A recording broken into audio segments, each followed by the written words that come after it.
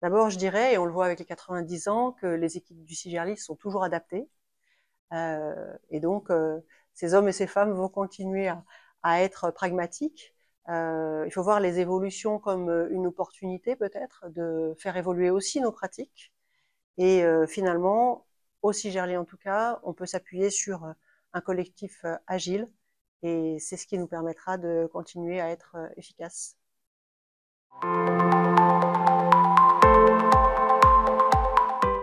Justement, on est dans un contexte de forte pression budgétaire.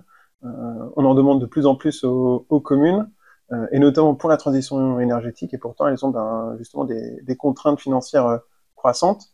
Et donc là, l'objectif, c'est d'apporter à la fois de la visibilité et de gagner en efficacité. Sur la visibilité, c'est d'aider les communes à se projeter quand elles sont en train de monter des projets, et essayer de les aider à sécuriser les financements possibles. Et le deuxième point sur l'efficacité, c'est-à-dire que quand des communes doivent dépenser plusieurs centaines de milliers d'euros, voire plusieurs millions d'euros, c'est essayer de gagner avec elles en efficacité pour faire en sorte que chaque euro investi soit le plus utile possible pour la transition énergétique. Et ce qui permet voilà, d'optimiser les ressources des communes.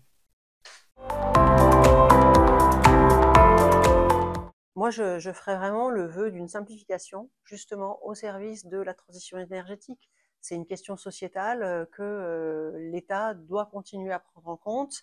Il doit être là pour inciter les collectivités locales à pouvoir assurer dans ce domaine une transition efficace au service de l'humain.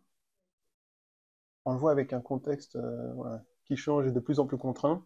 Les équipes du CIGERLI, notamment ces dernières années, ont montré leur capacité d'innovation. Et donc un vœu de tout cœur, ce serait que le CIGERLI voilà, puisse continuer à innover avec aussi autant d'énergie d'entrain pour la transition énergétique.